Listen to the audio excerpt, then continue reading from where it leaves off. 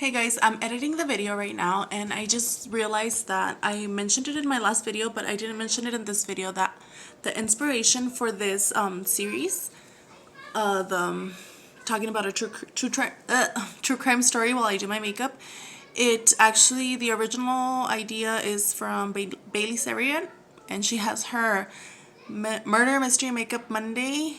So if you want to check it out, I'll leave her information in the description box. So just wanted to keep that out in the open. And thank you so much for watching. Let me begin. I've already primed my eyelids, by the way. But okay, I said I wasn't going to talk about the makeup. Here I am talking about my eyelids. Anyway, Alissa Turney was born on April 3rd of 1994. Her mother's name is Barbara, and her father is his name is Steven. Barbara met Steven and they had Alissa, but then after Alissa was born, they started to have some issues, some problems in their marriage. And that's when Barbara, she met a man by the name of Mike Turney. Maybe you've heard of him, maybe not, but okay, here it goes. Barbara and Mike started having an affair, and then because of this, Barbara and Steven, they got a divorce. And I guess the day after their divorce, Barbara and Steven's divorce, her and Mike got married. A little soon if you ask me, but who am I? Who am I to judge or say anything, right? Okay, at the time that they got married and stuff, Alissa was 3 years old, and Mike, he had 3 kids from his previous marriage. So a lot of people said that they were like a Brady Bunch. They called them the Brady Bunch. I've seen a lot of podcasts and like just online. And they did a 2020 documentary, and well, a lot of places say they were like a Brady Bunch. So a year after getting married, Mike and Barbara had a daughter, and her name was Sarah. Things were great at first until Mike started to be controlling, to the point where he was recording calls coming into the house and outgoing calls. So that's a little bit crazy if you ask me.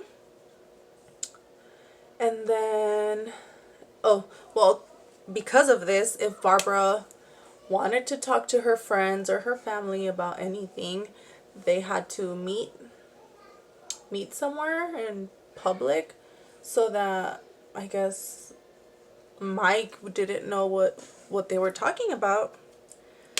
And I also read that he would record everything. So that's a little creepy. When Alissa was 7, she was taken to the doctors, and they believed that she had been sexually abused. I'm not sure what happened with that. I don't know if they reported it or not, but this is what happened. And then by this point, Barbara, she was ready to call it quits. So she started saving money and like started trying to make a plan so she could get away from Mike. But unfortunately, she was diagnosed with cancer, with lung and bone cancer. So unfortunately her plans had to come to a stop. And when Barbara was going through radiation, Mike decided to move the family to California from Phoenix. And Mike claimed that he did this in order to have better medical care. But her family said that they didn't believe this was true. And they believed that Mike only did this to isolate Barbara. And that way he could control her. Like, well, you don't have anyone. All you have is me. So things like that. And during Barbara's last days of struggling with her cancer, I guess Mike thought it would be a great idea to look for someone to marry and help him with the kids once Barbara died. And who better for this than Barbara's sister, Lynette. And to make things worse, Lynette was married. So I don't think that would have worked out anyway. Let's see. What else? Okay, towards the end of Barbara's battle with cancer, Mike quit his job knowing that he would lose all of his benefits, including his insurance benefits. Which, I mean, when you have cancer, you need insurance. It's not really a cheap thing to go through.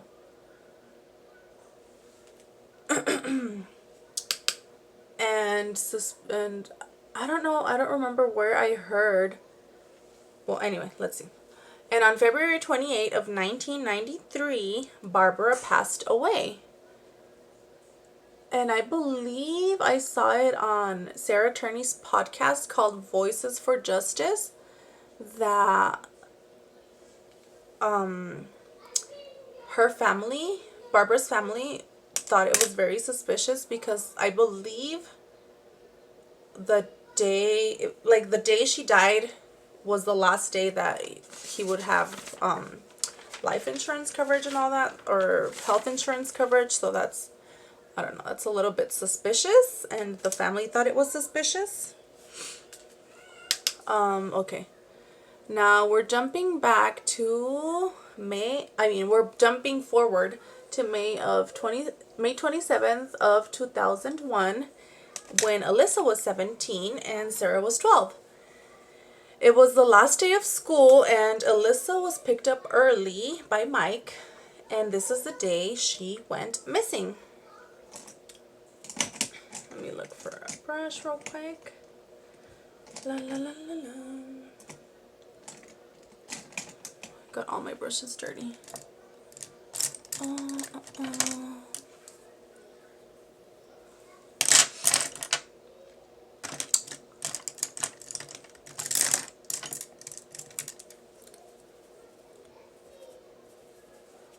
Okay, so this is the day that Alissa went missing.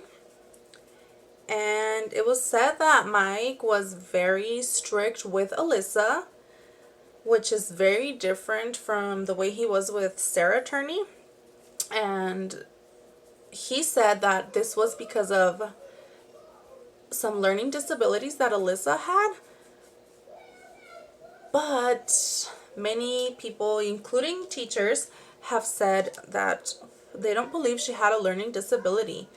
Mike even sued the school and set up an IEP for her, which, if you don't know, an IEP is an individualized education program. And he did this because he wanted her to be in classes with kids who had learning disabilities. And honestly, like, as a mom of somebody whose kid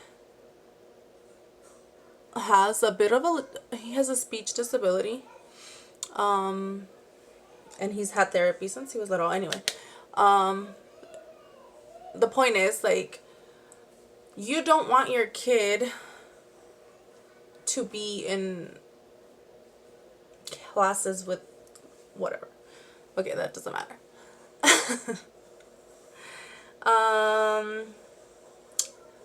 Well, anyway, he wanted her to be in classes with kids who had their learning disability. But her, like I said before, her teachers said that she didn't have a learning disability and she was just an average student. So they didn't think it was necessary to have her in special classes. They even told him that, oh, a little bug got in my mouth. Anyway, they told Mike, the teachers and the people from the school, they said that if she was in the class with the kids with a learning disability, that she would have to ride the special bus with all these other kids with the learning disabilities, and she wouldn't be able to like ride the bus like she had been with her friends and like the people she already knew and talked to and was comfortable with. But I guess he thought it was necessary for some reason.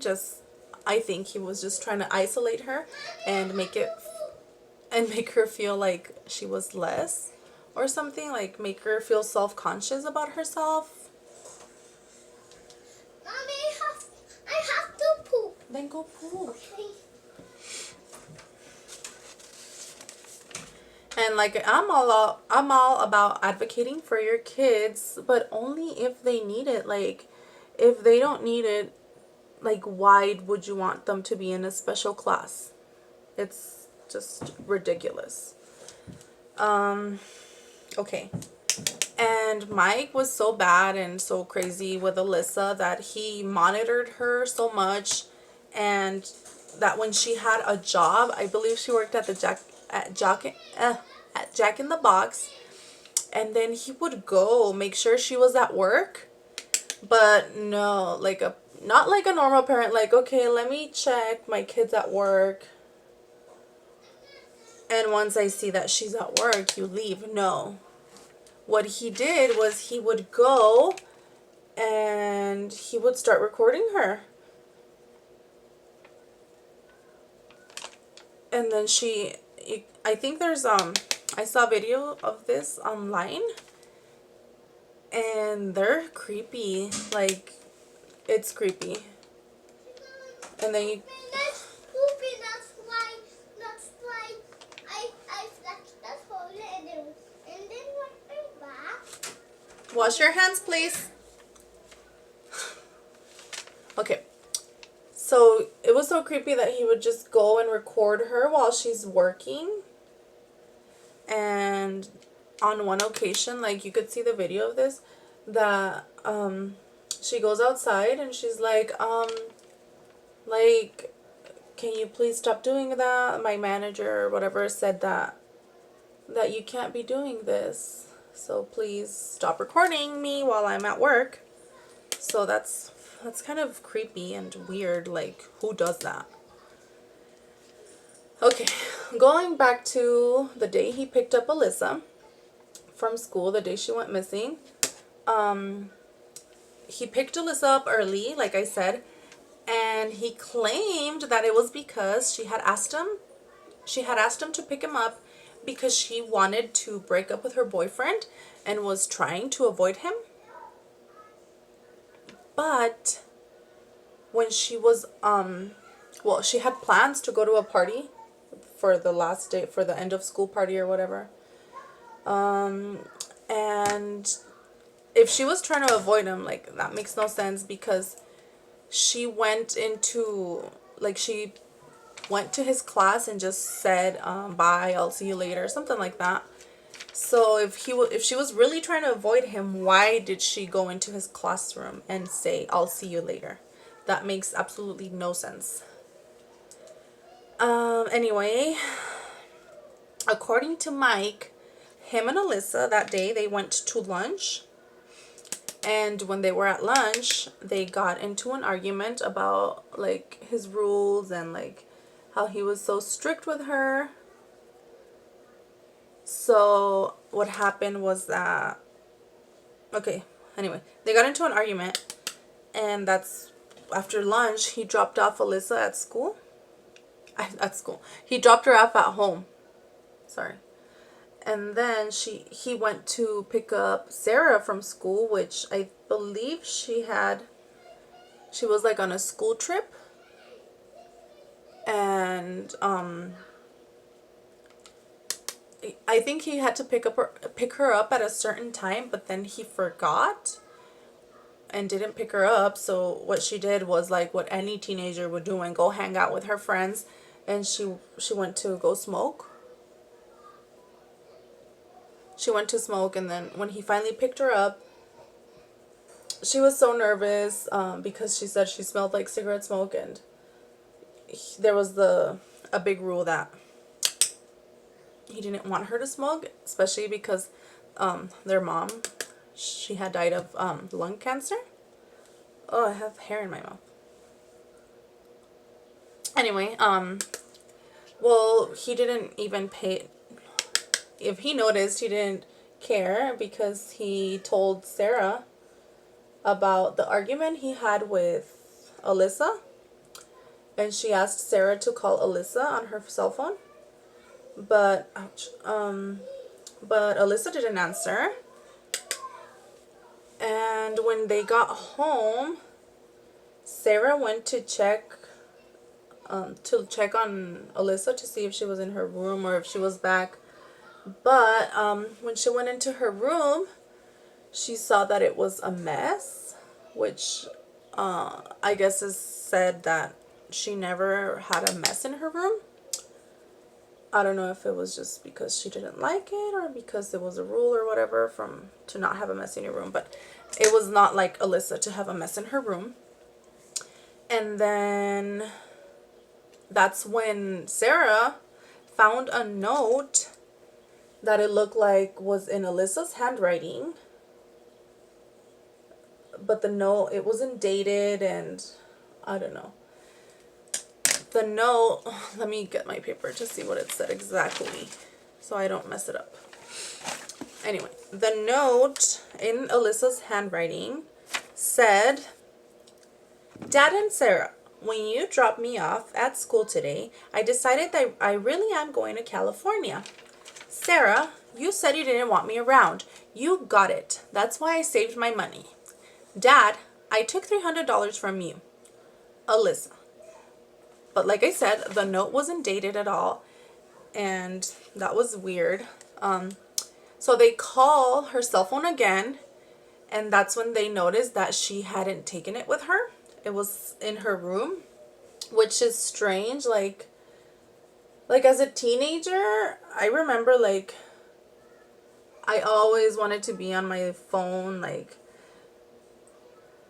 I don't know, like I feel like it's something that every teenager would take with them. You know, like so they could have either the phone numbers or they could talk to their friends or whatever. I don't see why she would leave her cell phone.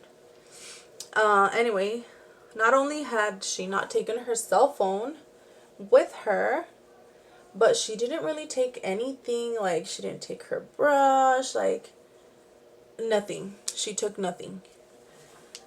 Something else that's strange is that Alissa, she had her own bank account because, you know, she worked, and she had $1,800 in her bank account, which, like, if she had $1,800, why would she take $300 from her dad? It makes no sense. And then also, that money was never touched. Like, Alissa never took, sorry, let me look for something real quick. Oh, here. So that money wasn't touched. Alissa never took any of that money out. She didn't use her card, nothing. And that money wasn't used until, I believe that the only time it was used was when Mike, the dad, started transferring it to Sarah's bank account. So that's weird. Like, why save, like, in the note she said, that's why I saved my money, and then she didn't take her money, like she didn't use her money. It's weird. So anyway, a week after Alissa ran away, Mike called the police. Oh no, wait, sorry. I'm jumping ahead. So instead of calling the police to try to get them to find Alissa, Mike called the police, and basically he was like, "Oh, I'm just calling to let you know my daughter ran away, but she went to her aunt's house in California." Like, what? Who does that? That's weird. That's very suspicious.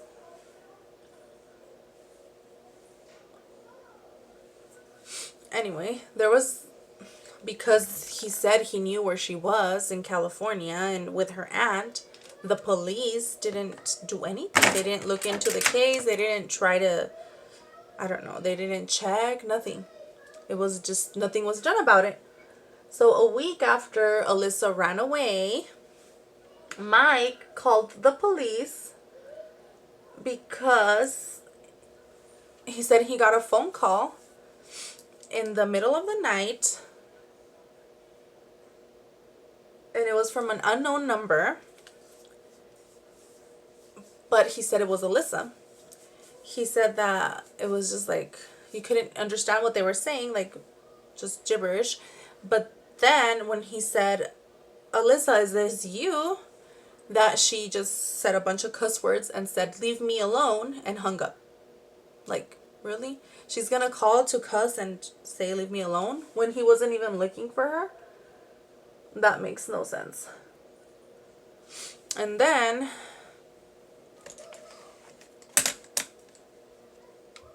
remember, Mike,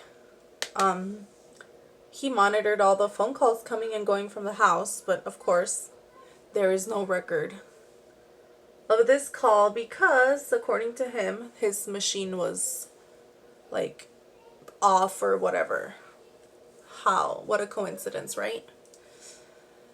And whenever Mike talked to the police about Alissa's case, he seemed to be not worried at all. Like, he knew where she was. She was with her aunt, blah blah blah. But then he would talk to friends and family, and then he would be like, "Well, I'm worried, maybe something happened to her." But the police are not doing anything about it. Like, he would just play the victim card. Like, "Oh, yeah, I'm so worried," but the police don't care. Anyway, so Mike says that he went to California many times to hand out flyers. Sorry, my hair is really bugging today. Also, Mike, he sued the phone company because I guess he wanted to figure out who was calling. And when he finally got the call records or whatever, that he found out that the call did come from California. But like, Mike had been going to California to hand out flyers and talk to people to see if anybody knew anything. So honestly, like, it could have been him either paying somebody off, or it could have been someone even calling with information, like thinking they saw Alissa or something, you know? Like, it could have been anything. Or it could have been like a scam call or whatever.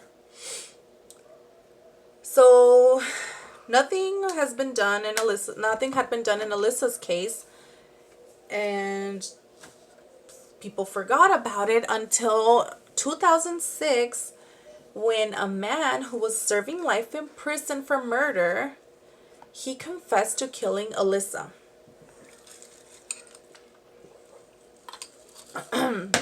This man, his name was, Thomas Heimer. But then he's not really credible because he also confessed to killing JC Dugard, who is very much alive. So I think the FBI or the police, they they like talked to him, but I guess he wasn't. He picked out Alissa from a lineup, but then like he said that she was a heroin user, and that he said she was a heroin user, and that she had very weird like sexual, like she liked weird sexual things, you know. But then the police talked to Alissa's friends and family, and the friends and family were like, no, she didn't use heroin. And honestly, heroin. Well, anyway, the police said that heroin usage isn't really like easy to hide. Like you could tell if someone's using heroin. She would have markings on her arms or whatever. And she didn't have any of that. And also, the part of about her liking weird sexual things, like they talked to her boyfriend and he said that it wasn't true. So, okay, you know what? Let me put my eyelashes off camera and I'll be right back. Okay, so my lashes are on. Sorry, that took forever. I don't know. I'm struggling today. Anyways, I was saying, police realized like that whatever this Thomas guy was saying wasn't really true. And then later, he's like, oh, well, it probably wasn't Alissa. So, he might have just been like trying to get some. This guy confessing, it actually got attention to Alissa's case. And that's when like things started moving. So police, they finally asked Mike for surveillance of the day Alissa went missing, but what he said was that he reviewed the tape himself and there was nothing suspicious on it, so he wasn't gonna give it to them. Like, I think maybe the police should be the ones who think there's anything suspicious going on. Like, there's things that they would want to see. What she was wearing, what her emotional state was when she left. Just little things like that that are important. They're little things, but they're important. But I guess Mike didn't give him the surveillance because he thought it wasn't important.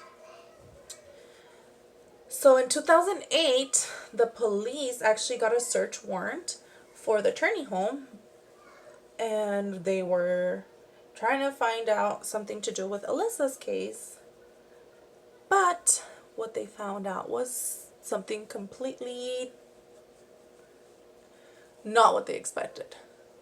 What they found was that Mike had actually, when they went to execute the search warrant, he was out checking his mail. And on him, he had 2 pistols and 7 magazines.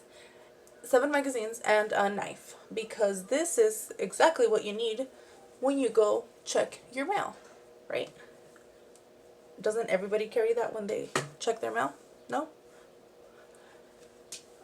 So, in the home, not only they detain him, and when they look in the home, they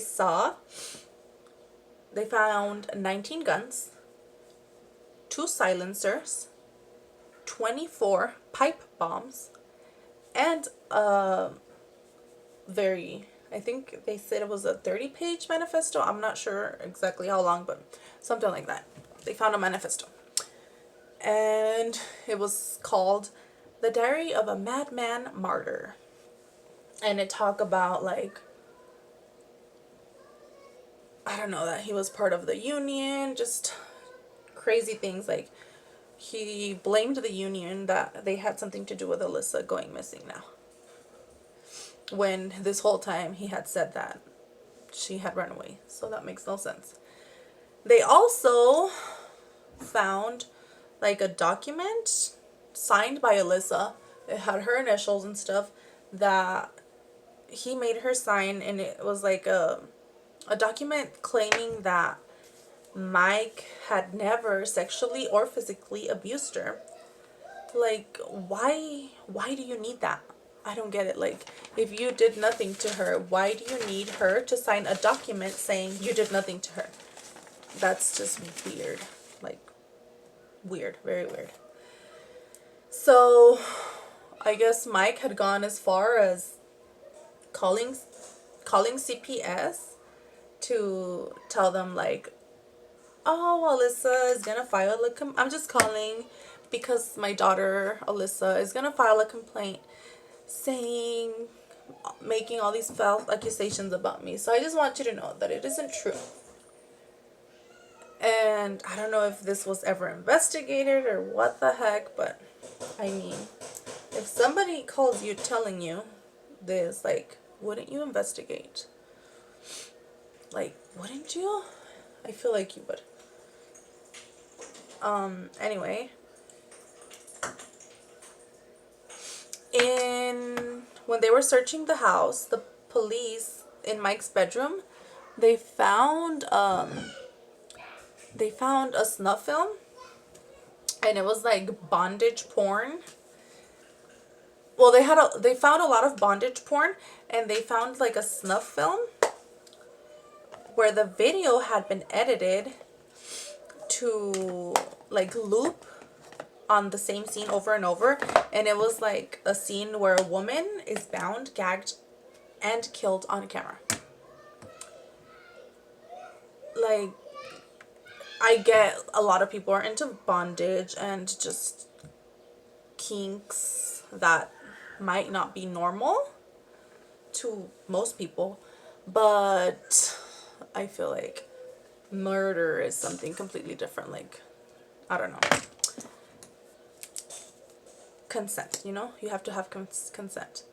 Anyway, and this is relevant because Alissa, a long time ago, had told her friends that one time she woke up and she was tied to a chair, she was gagged, and that she had Mike on top of her. So, what the hell? And anyway, according to Mike, he says that he didn't have any bombs in his house and his home, and he says they were all planted by the police. And like, why would the police plant bombs in his house? And then he claimed that all he wanted was to kill himself to bring attention to Alissa's case, when he was the one trying to act like nothing happened to Alissa, like she was fine. So that makes absolutely no sense at all. So in 2010, Mike was sentenced to 10 years for all the bombs and everything in his home, but he only served 7 of those 10 years. To this day, he still hasn't been tried for anything related to Alissa's disappearance. And also to this day, no one knows what happened to Alissa.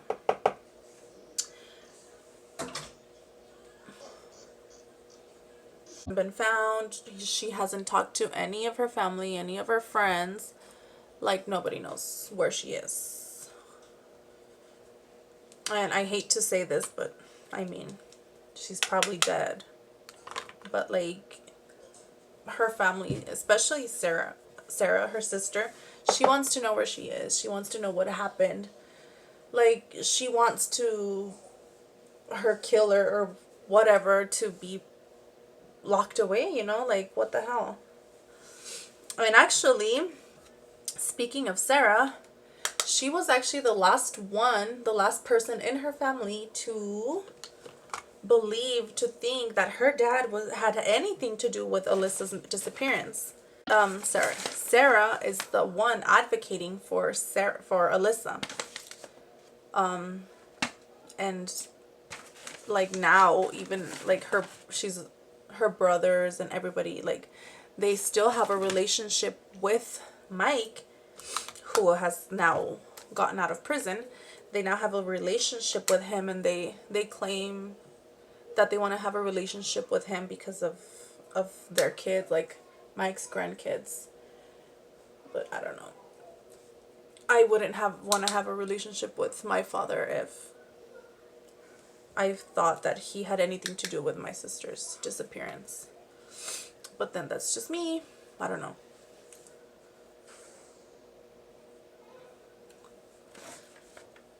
So okay, so talking about Sarah, she actually, I actually heard about Alyssa's case because she has her own podcast, and it's called let me see, hold on. It's called Voices for Justice. And actually, it's very, very informative. So if you want a deep dive into the case, like, there's like recordings of Mike. There's an interview with Alyssa's biological dad. Like anything you can think of, she has it in that podcast. So you should really go listen to it if you want more information on Alyssa's case. But yeah, Sarah is the one advocating for her sister. And there was actually there was an update on this case about a week ago on June 8th of 2020. Sarah was actually told by the police that they would be submitting Alyssa's case to the prosecutor's office against Mike Turney.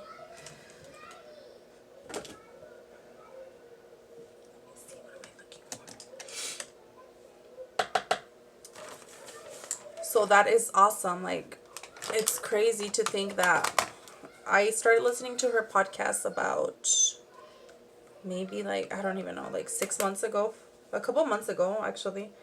And I've since listened to a couple podcasts. One of them, like the Murder Squad, Morbid, a true crime podcast.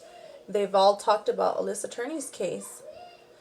And thanks to all this, and thanks to Sarah, the police are now doing something about it.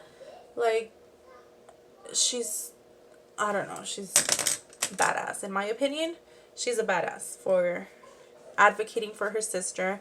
And even though, like, she was the last one to believe her dad had anything to do with anything with her sister going missing. Like, just even now, like, that she's speaking up for her sister, that's badass of her. So you should really, really go listen to her podcast. Like I said, it's called Voices for Justice. And I will link all of her information below. And hopefully she gets some answers soon about what happened to Alyssa.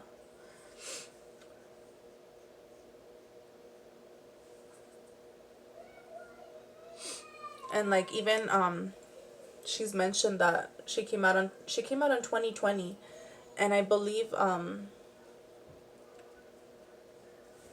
when they first came out with the 2020 episode, that she didn't believe her dad had anything to do with her sister going missing, like, at all.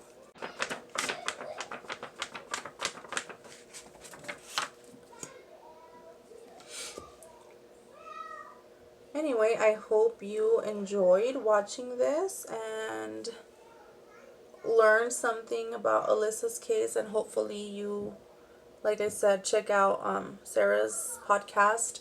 Actually, she's even on TikTok, making videos on TikTok, like, trying to advocate for her sister. So, like, that's just cool. And I just wish her the best of luck trying to deal with all this, because she's already been so strong, like, fighting with her dad, like, all of this, like, I don't know. Thank you so much for watching, and I hope you enjoyed this type of video. And like I said, I'm gonna leave Sarah Turney's podcast, her TikTok, and all her information down below, so you could check it out if you want to know more information about Alyssa, and if you want to keep getting updates on it, because she posts a lot of videos, like, she has a lot of videos on the case. So check her out. And what do you think of this monochromatic purple lilac look? Hope you guys stay safe. Hope you take care, and bye. I'll see you later.